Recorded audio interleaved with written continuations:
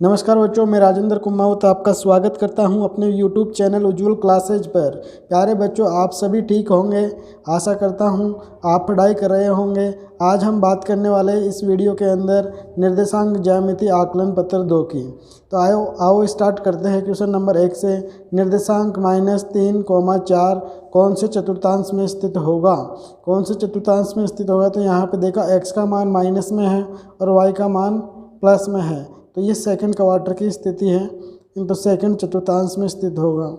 फिर देखिए बिंदु 2,3 में भुज m कोटि कर्म से है, तो भुज x के मान को बोलते हैं और x वाला मान जो पहला निर्देशांक होता है वो होता है, और कोटि y निर्देशांक को बोलते हैं। तो पहले भुज और कोटि पूछ रहे हैं तो 2,3 ही आ जाएगा। 2,3 किस में आ रहा है भाई? फर्स्ट में आ रहा है, तो हम फर्स्ट की टिक लगाएंगे। फिर क्वेश्चन नंबर 3 देखिए, 4,3 की अक्ष से लंबवत दूरी कितनी होगी? तो देखो अक्ष से यदि लंबवत दूरी पूछ रहा है तो उसमें क्या आएगा? y निर्देशांक आएगा। y निर्देशांक कितना है? 3 है, तो ये अक्ष से लंबवत दूरी हो गई। निम्न में से कौन सा बिंदु y अक्ष पर स्थित होगा? वह बिंदु y अक्ष पर स्थित होगा जिसमें x का मान क्या होगा? 0 होगा। तो यहाँ पे x का मान -3 आ रहा है, इसमें 0 आ रहा है, इसमें 2 आ रहा है, इसमें 3 आ रहा है, तो ये बिंदु अक्ष के ऊपर y अक्ष के ऊपर स्थित होगा। फिर क्वेश्चन नंबर 5 देखते हैं। अक्ष है y अक्ष के प्रतिच्छेद बिंदु के निर्देशांक को क्या कहते हैं? क्या होंगे? अक्ष और y अक्ष जैसे ऐसे करते हैं ना, तो यहाँ पे जो मूल बिंदु होता है वो होता है 0,0। क्वेश्चन नंबर 6 की बात करें, 4,0 कहाँ पर स्थित होगा? तो यहाँ पे y निर्देशांक क्या आ रहा है बेटा? और 0 आ रहा है, और y का मान 0 किस पे होता है भाई? अक्ष के ऊपर होता है, तो अक्ष के ऊपर स्थित होगा। Option number B.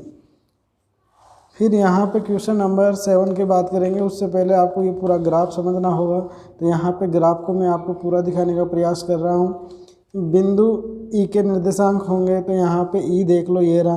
तो x का मान क्या आ रहा है? -2, और y का मान क्या आ रहा है? -2। तो यहाँ पे क्या लिखेंगे? -2, ई बिंदु के निर्देशांक। b कौन से चतुर्थांश में स्थित है? बताओ b कहाँ पे है? तो पहले में स्थित है। ये फर्स्ट है, ये आपका सेकंड है, ये आपका थर्ड चतुर्थांश, और ये फोर्थ चतुर्थांश। अक्ष पर कौन कौन से बिंदु स्थित है? तो अक्ष के ऊपर देखते हैं कौन कौन से बिंदु। एक तो यहाँ पे डी बिंदु स्थित है। अक्ष के ऊपर कौन सा बिंदु स्थित है? डी बिंदु स्थित है। और तो ये तो मूल बिंदु तो अक्ष के ऊपर भी है और y अक्ष के ऊपर भी है, तो आप चाहो तो इसको भी लिख सकते हो, लिखना चाहो तो। मूल बिंदु दोनों अक्षों के ऊपर स्थित होता है। फिर उसके बाद में देखो y अक्ष पर कौन कौन से बिंदु हैं? तो y अक्ष पर तो केवल C बिंदु है और O है। वैसे लिखना चाहो तो हम कौन सा बिंदु लिखेंगे? C बिंदु। कौन सा? C y अक्ष पे है, O दोनों पे रहता है, तो इसको भी आप लिखना चाहो तो लिख सकते हो। बिंदु F के भुज और कोटि दर्शाइए। तो F बिंदु के भुज और कोटि को दर्शाइए। तो F बिंदु यहाँ पे है, तो इसमें भुज का मान क्या आ रहा है? -3 आ रहा है, और कोटि का मान क्या आ रहा है? +3 आ रहा है। तो ऐसे दर्शा देंगे, ठीक है। पहले वाला भुज हो गया, दूसरे वाला कोटि हो गया। मूल बिंदु के निर्देशांक क्या होते हैं? 0,0 होते हैं, वो लिख देंगे। निर्देशांक 1,1 कौन से बिंदु को प्रदर्शित करते हैं? 1,1 बी बिंदु को प्रदर्शित करते हैं। कौन से बिंदु को? बी बिंदु को। आगे देखते हैं क्वेश्चन और है या यही क्वेश्चन है इसमें? तो इसमें क्वेश्चन देखो आगे आपको बता रखा है। Question number 15। क्वेश्चन नंबर 15 के लिए आपको ये चित्र दे रखा है। दिए गए ग्राफ में निम्न बिंदुओं को प्रदर्शित कीजिए। और बिंदु आपका ये वाला बिंदु है, यहाँ पे वो लिखा हुआ है। पी बिंदु -2, 0 -2, x का मान -2 है, ठीक है, और y का मान 0 है, तो ये आपका पी बिंदु हो गया। क्यू 3,4, x का मान 3 और y का मान क्या है? 4 है, तो ये वाला बिंदु हो गया 3,4। कौन सा बिंदु है भाई? क्यू बिंदु है, तो यहाँ पे क्यू लिख देंगे। आर बिंदु 3,-2, 3,-2, तो नीचे उतरेगा भाई, चौथे चतुर्थांश में होगा ये। कौन सा बिंदु है आपका? आर बिंदु है। फिर एस -1, -1, ये तीसरे क्वार्टर में गया एस बिंदु आपका, ठीक है। फिर उसके बाद में देखो टी 0,4, x का मान 0 है, y का मान 4 है, तो ये वाला बिंदु हो गया 0,4।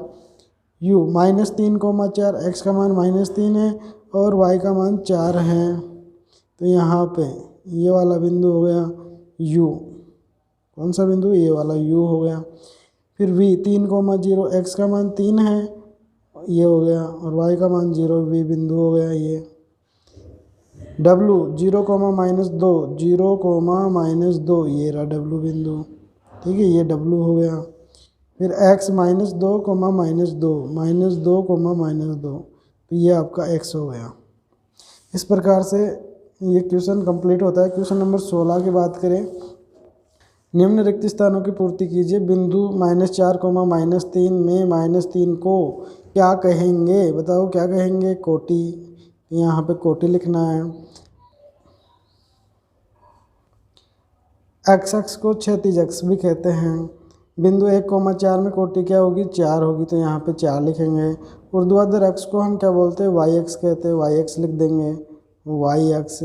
बिंदु 0,0 को क्या कहते हैं, मूल बिंदु कहते हैं, तो यहाँ पे मूल बिंदु लिख देंगे। इस प्रकार से आपका ये आकलन 2 कंप्लीट होता है। यदि आप वीडियो को पहली बार देख रहे हो तो चैनल को सब्सक्राइब करें, अपने दोस्तों को शेयर करें। धन्यवाद मेरे प्यारे बच्चों।